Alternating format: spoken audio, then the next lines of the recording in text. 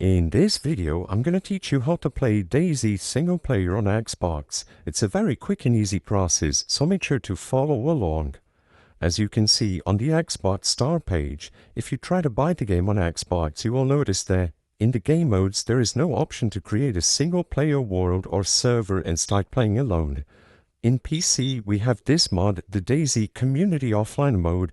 This one allows you to play offline or alone on PC. However, as you might expect, it's impossible to install this mod into your Xbox. So in this video, I'm going to present you an alternative. What you can do if you really wish to play alone is host a server and make it a private server to where only you can join. A website called Nitrado offers ways to host Xbox One servers, as you can see over here. This allows you to have your own private server that only you will be able to join and play. Of course, this is a paid alternative, but sadly, besides using this mod on PC, there is no way to create your own single-player world on DayZ on Xbox. If you don't want to rent a server, the next best alternative you have is to find empty survival servers, maybe PvE servers, and join them instead. But having your own server will guarantee that it's a private experience and that only you will be able to join.